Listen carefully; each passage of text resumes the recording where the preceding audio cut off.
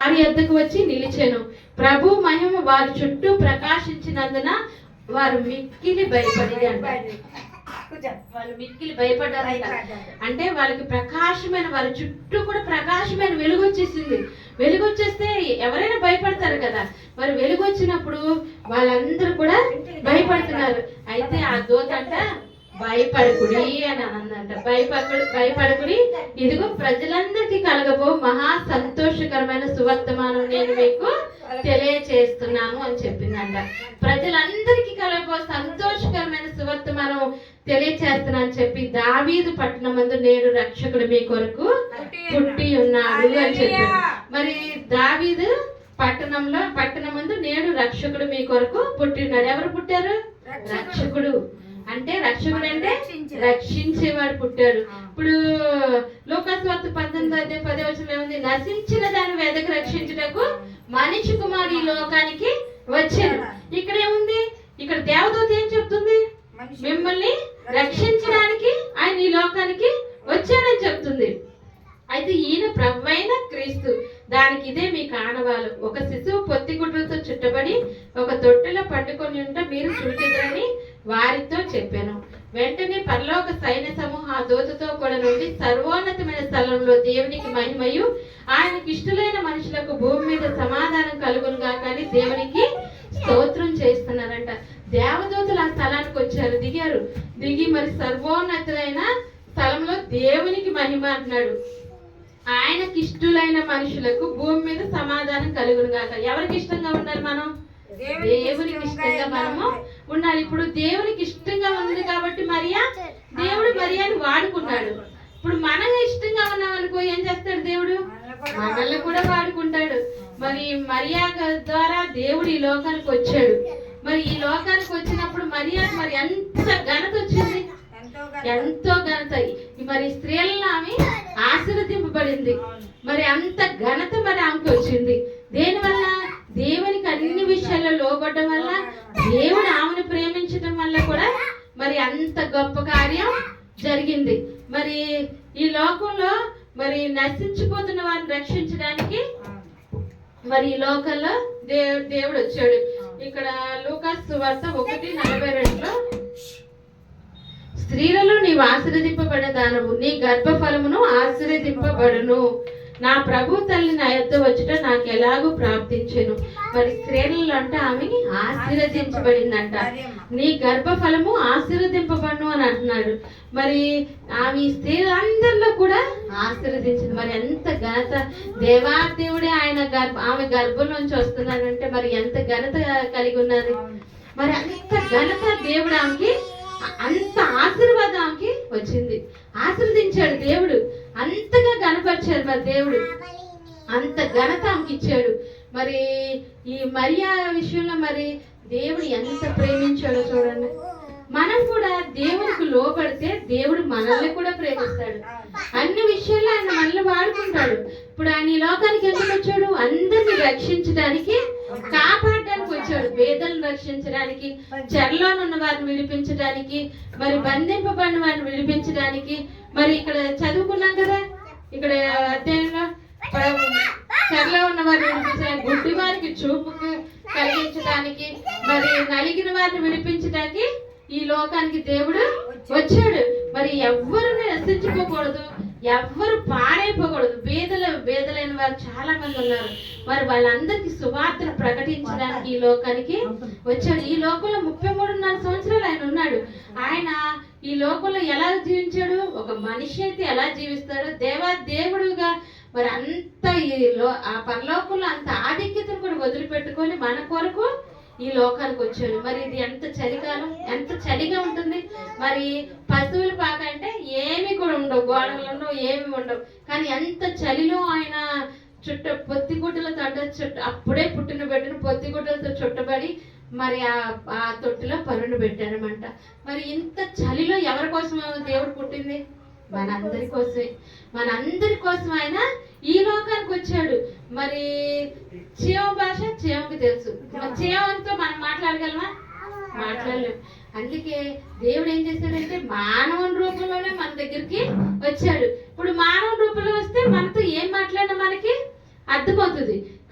అందుకే ఆయన ఏం చేస్తాడు, మనుష్య కుమారుని రూపంలో నశించిన వారిని రక్షించడానికి, పాడైపోయిన వారిని రక్షించడానికి, బీదలైన వారిని కటాక్షించడానికి, గుడ్డి వారికి చూపు, మరి అన్ని విషయాల్లో ఇప్పుడు అనారోగ్యంగా ఉన్నా బాగు చేస్తాడు, మరి మనం అప్పుల్లో ఉన్నా దాని నుండి విడుదల చేస్తాడు, మనకు మనశ్శాంతి లేకపోయినా దాని నుండి విడుదల చేస్తాడు, మనం కృంగిపోతున్నా దాని నుండి విడుదల చేస్తాడు. ఆయనకు అసాధ్యంగా ఈ లోపల ఏది కూడా లేదు.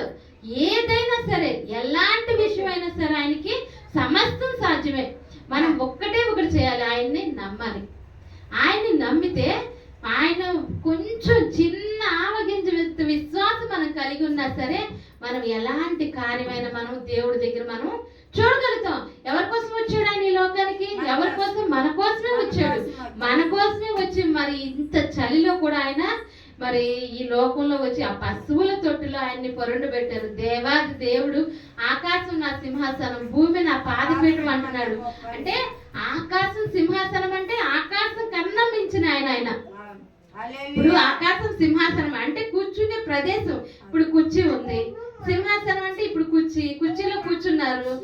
ఆకాశం, అది కూర్చున్న ప్రదేశం ఆకాశం, కింద కాలు పెట్టుకున్న ప్రదేశం భూమి. మరి అంతకన్నా మించున్నాడు దేవుడు. ఆకాశం భూమి ఆకాశాల కన్నా మించిన దేవుడు, అంత గొప్ప దేవుడు, అంత దేవా దేవుడు మరి ఈ లోకంలో మన పసిబిడ్డగా మరి జన్మించి ఈరోజు మరి క్రిస్మస్ ఆరాధన మనం జరుపుకుంటున్నామంటే ఆయన ఈ లోకంలో మనకి సంతోషం ఇవ్వటానికి వచ్చాడు, ఆనందం ఇవ్వటానికి వచ్చాడు మనకి ఈ లోకంలోకి.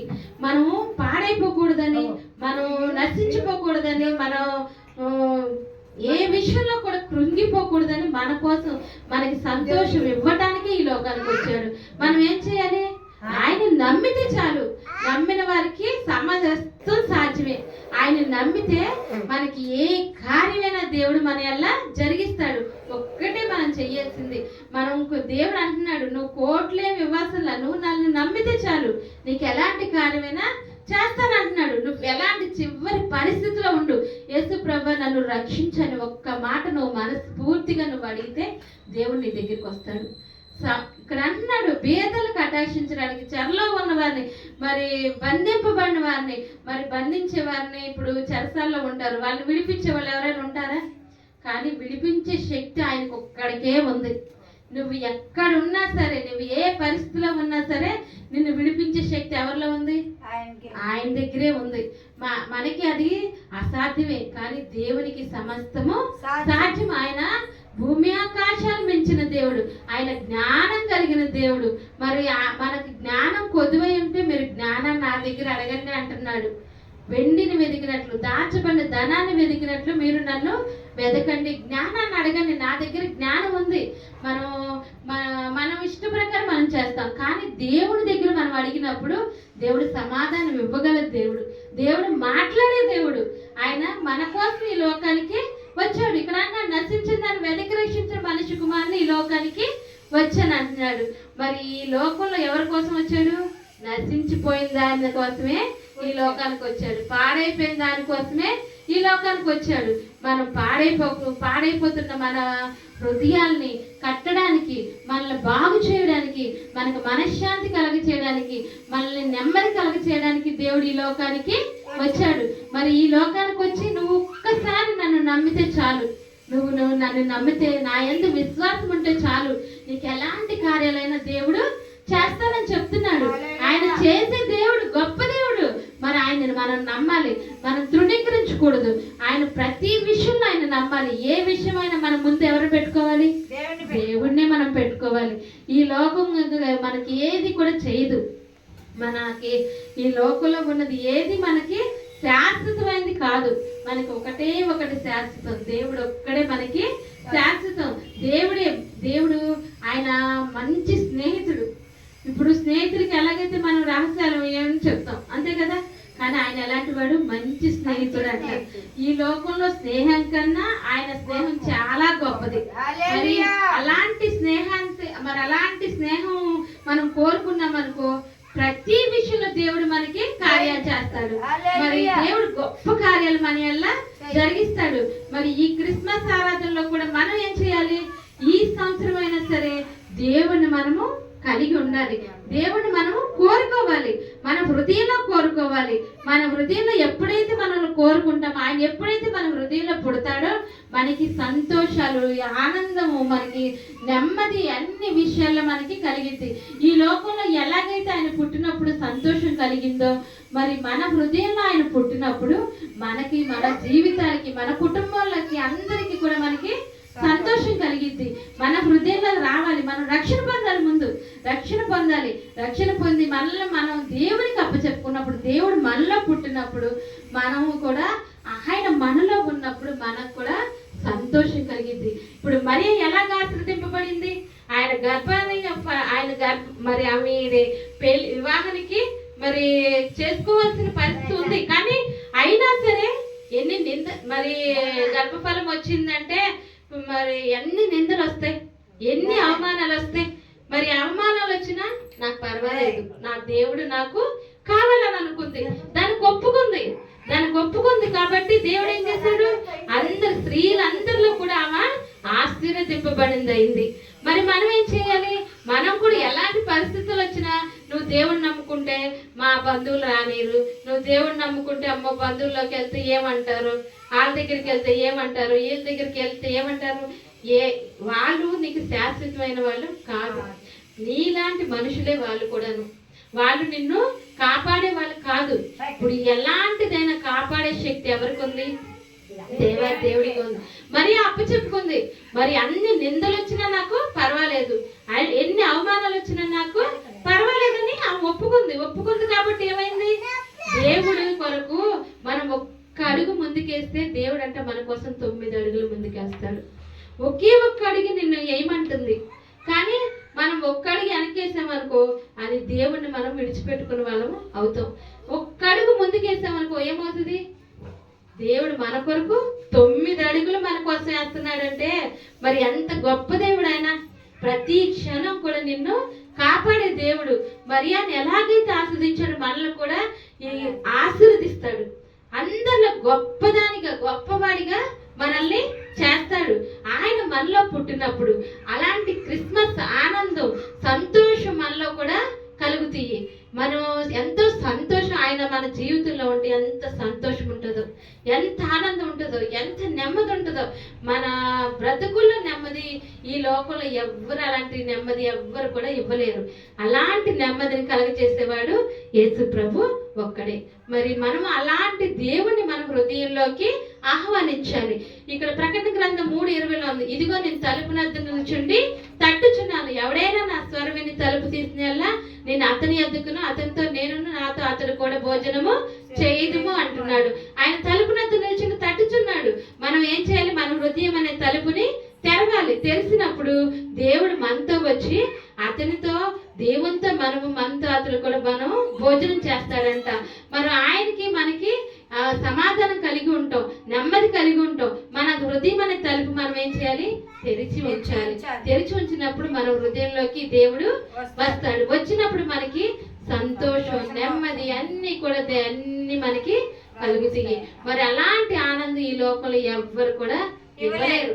అలాంటి సంతోషం ఎవ్వరు కూడా ఇవ్వలేరు. దేవుడు ఒక్కడే, ఆయన ఒక్కడే నీకు ఎలాంటి కార్యం ఏం చెయ్యాలని ఎవరిని మనం కలిగి ఉండాలి? దేవుని ఒక్కడే కలిగి ఉంటే మనకి చాలు. మరి ఆయన మనం అందరం కూడా కలిగి ఉందాం. దేవుడి ఇచ్చిన వాక్యం దీవించును గాక. ఆమేన్. ప్రార్థన